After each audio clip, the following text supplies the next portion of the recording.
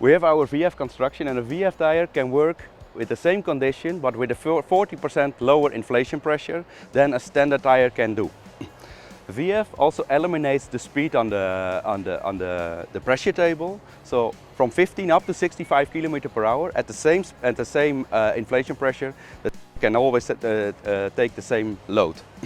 What we have done over here, we have tried to make a comparison between high pressure, standard pressure and VF pressure, and we did it on the front axle and we did it on the rear axle. And first of all, I would like to take you to the front axle.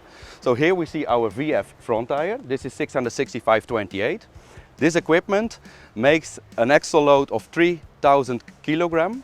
3,000 kilogram divided by 2, so we know what is the load per tire.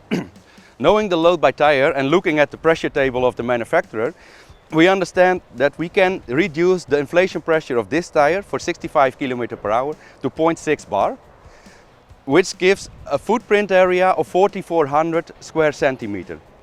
If we take the tire on the right position, which we inflated on a pressure of a regular tire, also for the 50 or 65 km per hour speed, we see that it needs to be inflated by 1.2 bar.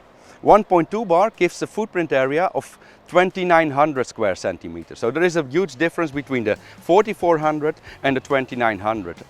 If we then take the load and we divide by the footprint area, we also know how much pressure is actually penetrating into the soil and also giving the soil compaction at the end of the day.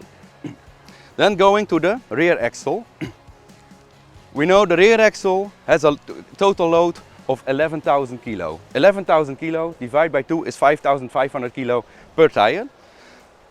The tire on the VF construction can do the job up to 65 km at 1 bar. So there is no need to inflate or deflate the tire.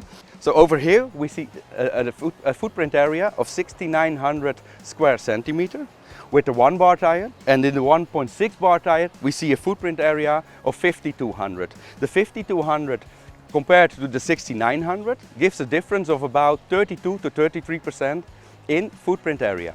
The big advantage of this bigger footprint is more lugs on the ground, more traction, less slippage, which actually gives an advantage to the farmer that he needs less time to do his job, less fuel consumption, and at the end of the day, due to the lower compaction, he has a higher yield.